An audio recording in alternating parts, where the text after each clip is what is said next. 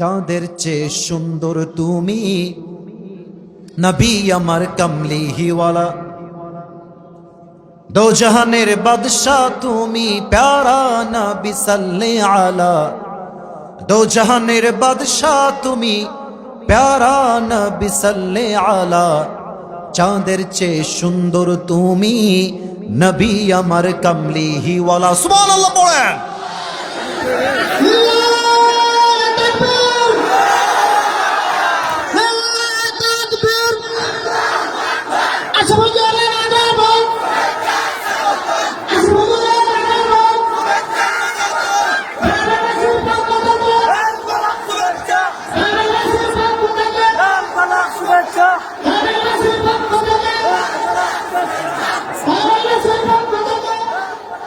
রাজশাহীতে অনেক জেলা আছে, নওগাঁ আছে, আমাদের নাটোর আছে, আরো বিভিন্ন জেলা রাজশাহীর মধ্যে পড়ে। আমি এটা আজকে প্রথম বলছি, it's exactly not like that. এটা আমি আগেও বলেছি আমার মাহফিলে। রাজশাহীর সমস্ত জেলার ভেতরে চাপাইকে আমি সবচেয়ে বেশি ভালোবাসি। আচ্ছা, ভালোবাসার তো একটা কারণ থাকে, থাকে না? থাকে না? থাকে না? থাকে অবশ্যই। তবে এখানে ভালোবাসার কারণ হচ্ছে মোট দুইটা। এক নাম্বার, চাপায়ে যদিও গোমস্তুপুরে এটাই আমার বছরে একটাই মাহফিল, আর কোনো মাহফিল রাখা নেই।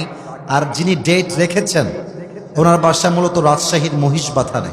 আমার বাবার খুব ক্লোজ মানুষ, অনেক যোগাযোগ করে অনেক চেষ্টা করে তিনি মাহফিলের ডেটটা কনফার্ম করেছেন। আগে একবার রেখেছেন, ওইটা আমরা ক্যান্সেল করে দিয়েছিলাম সমস্যার জন্য। তো আমি চাপাইকে ভালোবাসি, তার এক নাম্বার কারণ হলো চাপায়ের মানুষের সাউন্ড শুনলেই বুঝবেন চাপায়ের মানুষ কেউ কাপুরুষের সন্তান নয়, সব বীর পুরুষের সন্তান এরা। এই দেখেন, প্রমাণ করে দিলাম, প্রমাণ হয়ে গেল। এক নাম্বার কারণ আপনারা খুব সাহসী মানুষ, মাশাআল্লাহ। দুই নাম্বার, চাপায়ের মানুষকে আমি বড্ড ভালোবাসি এই জন্য যে চাপায়ের মানুষ বড্ড পরিশ্রমী মানুষ হয়, কাজ করে খায়, মানুষের দরবারে হাত পেতে খায় না। আপনি আমার সঙ্গে একমত হবেন 100-তে 100 ভাগ। এই যে সোনামণি নতুন নতুন, তাই না? আওয়াজ করা যাবে না, আওয়াজ করলে এটা কষ্টের কারণ হবে, চাপায়ের বদনাম হবে। সব সহ্য করা যাবে, চাপায়ের বদনাম সহ্য করা যাবে না। আপনি চাপায়ের মুরব্বী দেখবেন বয়স হচ্ছে 80 থেকে 85, বাট মুরব্বীর গায়ের জোর দেখলে মনে হবে মুরব্বী এখন তাজা যুবক হয়ে আছে। এটা চাপায়ের মাটি, এটা ইসলামের ঘাঁটি। এবং আর একটা বিষয় খুব খেয়াল রাখবেন, চাপায়ে যেই পরিমাণ মাহফিল হয়, রাজশাহী বিভাগে সেই পরিমাণ মাহফিল হয় না যুবক ভাইরা। আল্লাহ তাআলা চাপায়ের মানুষকে ইসলামের সৈনিক হিসেবে কবুল এবং মঞ্জুর করুক। পড়েন সবাই আমিন। আমি কিছু কথা ভূমিকায় বলবো, আদবের সাথে, বিনয়ের সাথে। আমার কথা কি বোঝা যায় নাকি যায় না? একটা প্রশ্ন করব সবাইকে, উত্তর দিবেন সিংহের মতো গর্জন দিয়ে। এখানে আমি কোনো দল বুঝি না, আমি বিএনপি বুঝি না, আমি আওয়ামী লীগ বুঝি না, আমি জামাত বুঝি না, আমি তাবলীগ বুঝি না, আমি চরমোনাই বুঝি না। আমার প্রথম পরিচয়, আমি মুসলমান ঘরের সন্তান। সেই পার্সপেক্টিভ থেকে প্রশ্ন করতে চাই চাপায়ের গোমস্তুপুরের প্রত্যেকটা যুবককে, মুরব্বীকে। আগামীতেই বাংলার জমিনে কোরআন দিয়ে সংবিধান হবে, এটা আমরা সবাই চাই কি চাই না? আমি চাপায়ের মাটির থেকে স্পষ্ট ভাষায় বলছি, আগামীতে বাংলার মাটিতে ইসলামের রাজ কায়েম হবে, কোরআনের রাজ কায়েম হবে।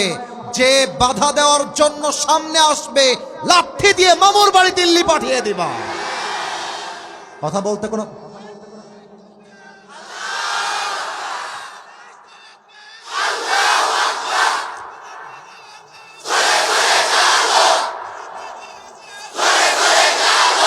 আমার সামনে যারা বসে আছে, আমার সামনে যারা বসে আছে, এক একটাও বিড়ালের বাচ্চা নয়, সব সিংহের বাচ্চাগুলো আমার সামনে বসে আছে।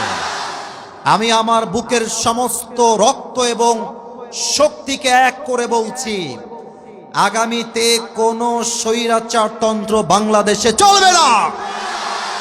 আমার শহীদ আবু সাঈদ বাংলার মাটিতে রক্ত দিয়েছে, শহীদ মুগ্ধ রক্ত দিয়েছে, জীবন দিয়েছে। কোন দলের সঙ্গে আমাদের কোনো মারামারি নাই, হিংসা নাই, বিদ্বেষ নাই। তবে আমার এই বাংলার মাটিতে আগামীতে কোনো যুবকের তাজা প্রাণ অন্যায়ভাবে ঝরতে যাওয়া যাবে না। আগামীতে এমন একটা বাংলাদেশ আমরা দেখতে চাই যে বাংলাদেশের প্রধানমন্ত্রী কোনো নারী হবে না, পুরুষ হবে।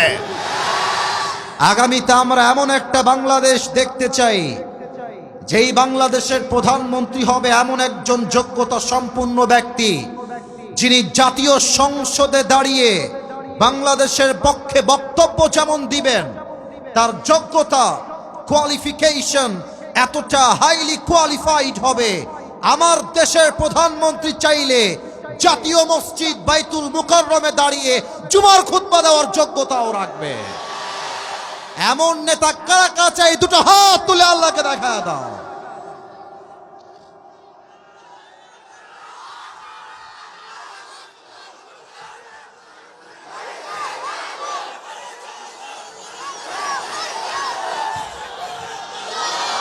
আল্লাহ এই স্লোগানকে কবুল করুক। সকলেই জবান খুলে পড়না আমিন।